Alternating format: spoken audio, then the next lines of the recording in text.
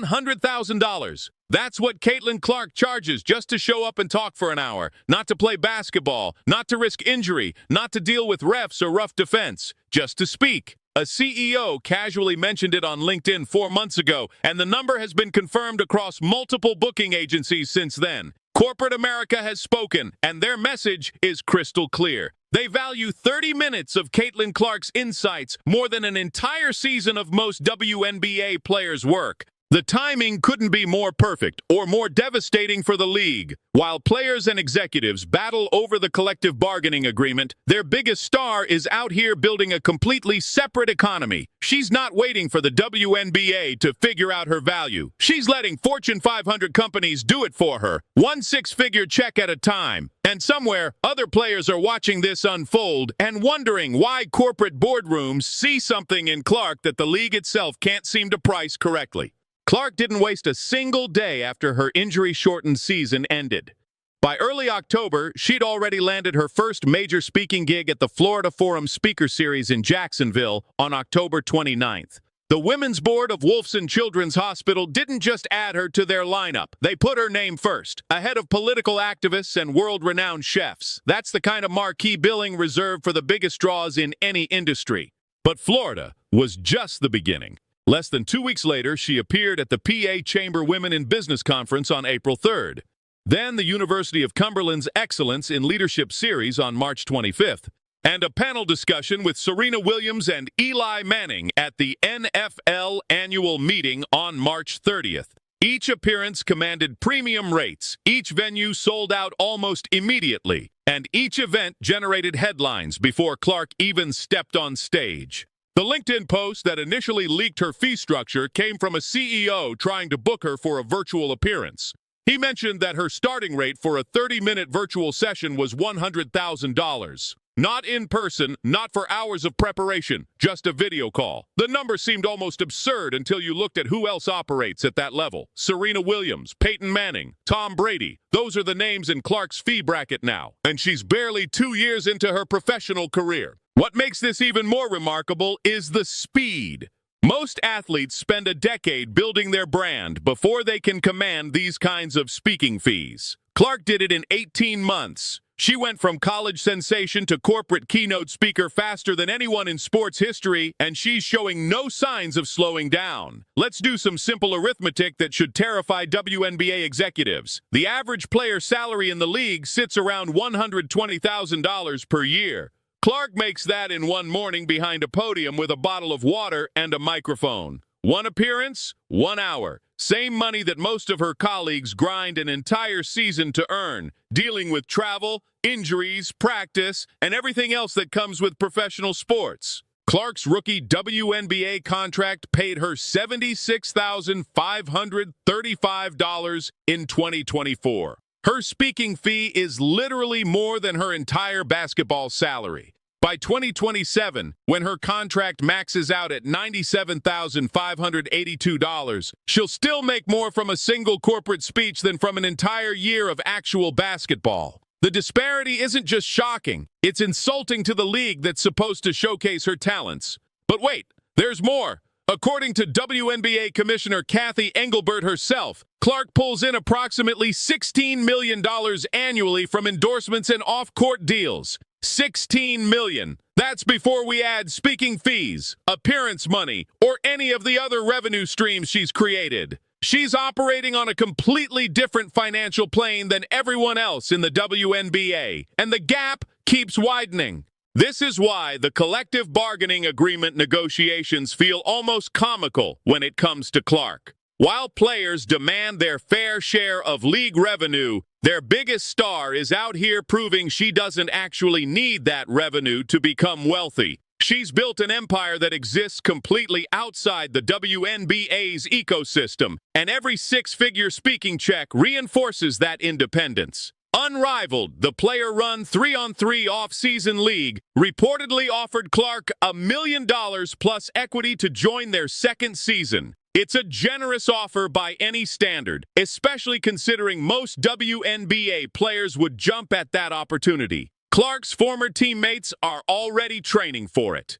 The league has announced 46 of its 48 roster spots, with the final 2 presumably being held for high-profile additions like Clark. She turned it down, not because she doesn't respect the league or the players running it, but because the math doesn't work. Why would she risk injury in exhibition games when she can make the same money or more giving speeches to executives? Why would she spend her offseason playing basketball when corporate America is lining up with blank checks for her to share her story? This isn't arrogance. It's strategy.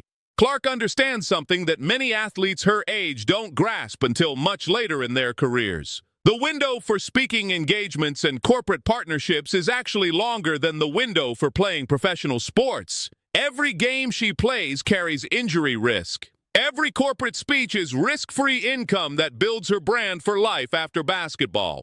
She's not being lazy or avoiding competition. She's being intelligent about wealth building. While other players chase extra game checks, Clark's securing her financial future with opportunities that will still exist when her playing days are over. That's the kind of long-term thinking that separates good careers from generational wealth.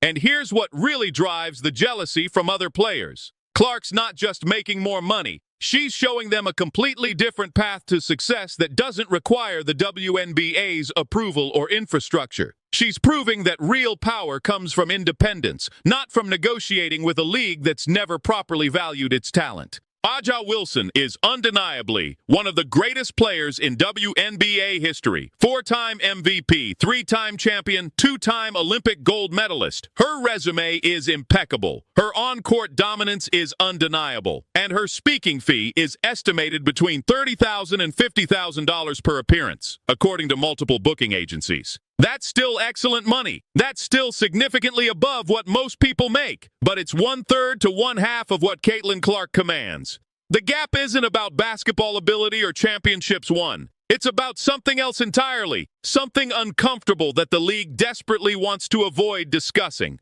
Wilson herself addressed this during an interview about her Nike signature shoe deal. When asked about the marketability gap between herself and white athletes like Clark, she didn't dodge the question. She acknowledged that corporations often don't see athletes of color as marketable, no matter how hard they work or how much they achieve.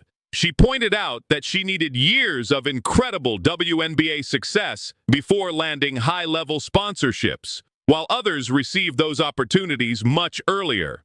This isn't about diminishing Clark's accomplishments or suggesting she doesn't deserve her success. She's earned everything through talent, hard work, and genuine charisma. But Wilson's point stands. The corporate world has always shown preferences, and those preferences translate directly into dollar amounts. When booking agents list their fees, when companies decide who to hire for events, when brands choose ambassadors, the patterns become impossible to ignore. Clark's speaking fee being double Wilson's, despite Wilson having a significantly longer and more decorated career, says something about what corporate America values. And it's not just about basketball statistics or championship rings. It's about which stories resonate with which audiences, which faces feel comfortable to which demographics, and which narratives fit existing corporate cultures. The uncomfortable truth is that this disparity helps Clark even more than her basketball talent does.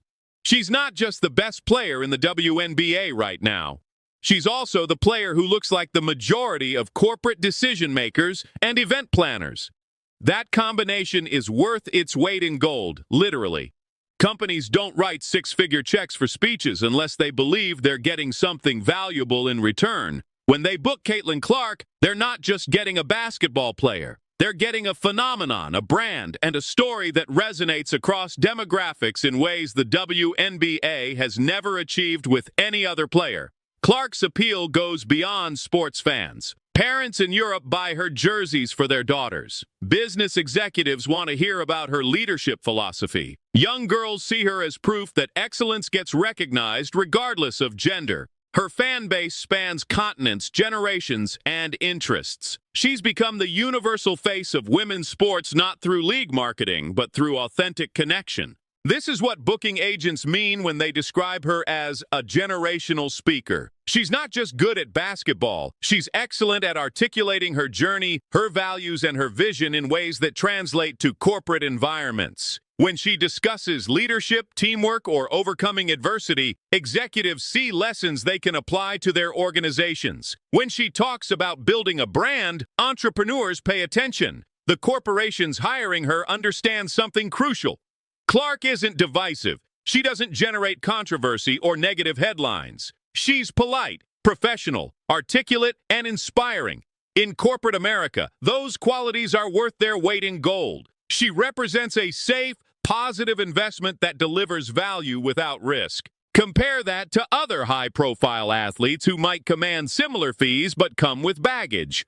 Clark has no scandals, no controversial takes, no social media feuds. She's the perfect corporate spokesperson, someone who can keynote your conference without any worry about what she might say or who she might offend. That level of reliability commands premium pricing, and the global reach factor can't be overstated. Her games trend internationally. Her highlights go viral across platforms. Her story resonates in markets the WNBA has never successfully penetrated. When a company books Clark for an event, they're not just impressing the people in the room, they're creating content that will generate buzz across social media, traditional media, and international markets.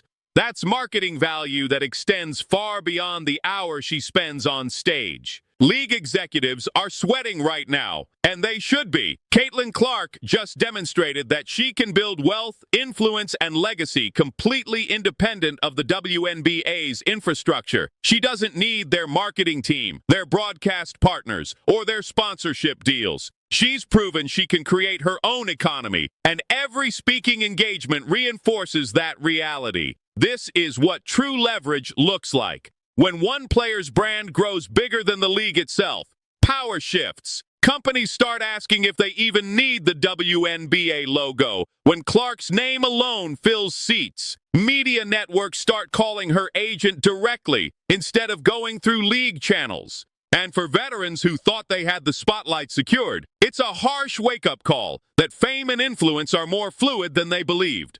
The timing amplifies everything. The CBA expires at the end of this month.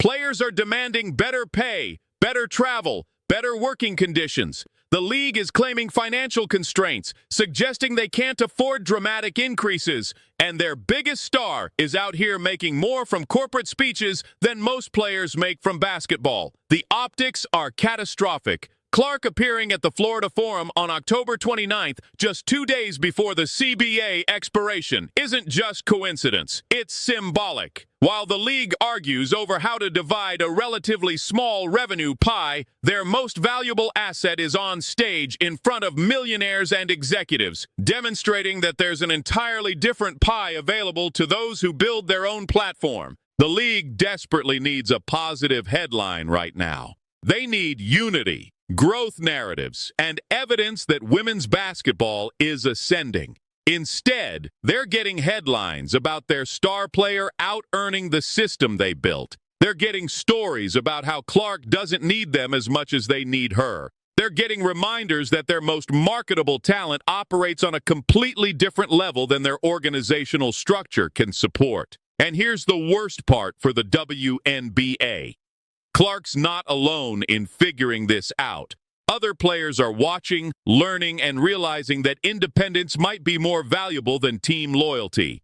If enough stars decide to build their own brands outside the league's ecosystem, the entire power structure collapses. The WNBA becomes optional instead of essential, a platform instead of a destination. Young players watching this are learning that fame, discipline, and intelligence can build what bureaucracy can't. They're seeing that corporate America often values athletes more than sports leagues do. They're understanding that the real money in professional sports isn't always in playing the game. It's in leveraging the platform the game provides to build something bigger. Clark's also teaching a masterclass in brand management. She's not chasing controversy or drama to stay relevant. She's not posting cryptic messages or feuding with rivals. She's just excelling at her craft, being authentic in her communication, and letting results speak for themselves. That approach resonates with corporate audiences who want inspiration without complications. The foundation she's building extends beyond her playing career.